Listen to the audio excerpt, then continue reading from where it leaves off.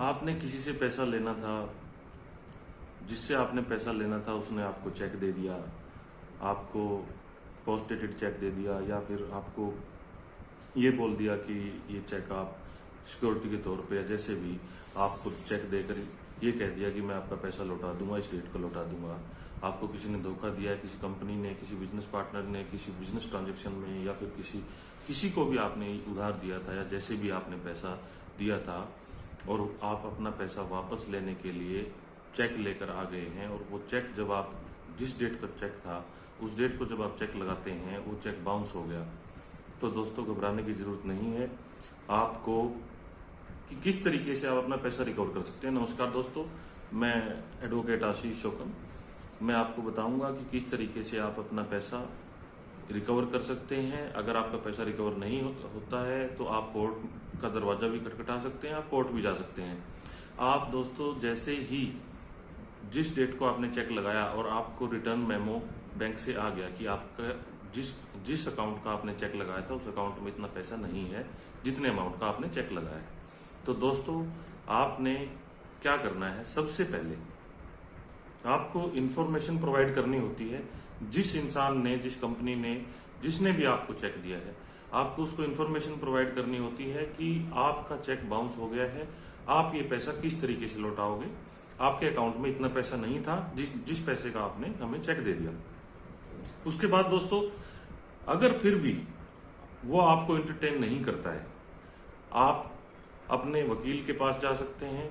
आप उनको legal notice के थ्रू, नेगोशिएबल इंस्ट्रूमेंट एक्ट के लीगल नोटिस के थ्रू आप उनको इंफॉर्मेशन दे सकते हैं, लीगल नोटिस भेज सकते हैं। तो 15 दिन का आपको लीगल नोटिस का उनको टाइम देना होता है कि 15 दिन के अंदर अंदर आप ये पैसा लौटाइए, अदरवाइज आप लायबल हैं कोई भी लीगल प्रोसीडिंग्स लेने के लिए उनके खिलाफ जिससे आपने पैसा लेना है।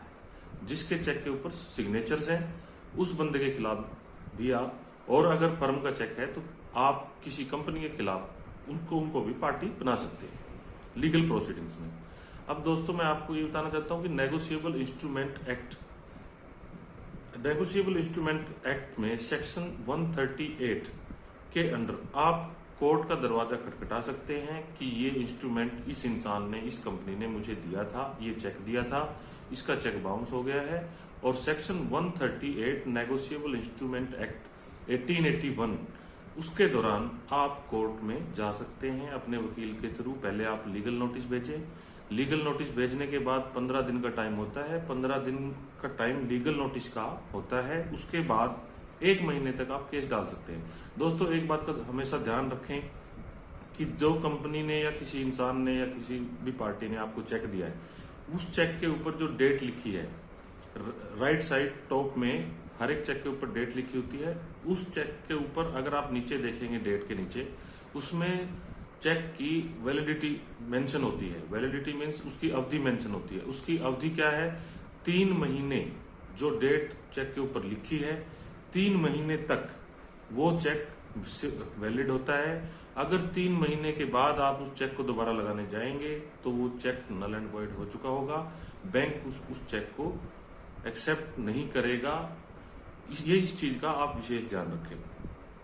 नेगोशिएबल इंस्ट्रूमेंट एक्ट के अंडर बहुत सारे साथियों ने पहले भी अपने केसेस फाइल किए होंगे, बहुत सारे पेंडिंग भी होंगे।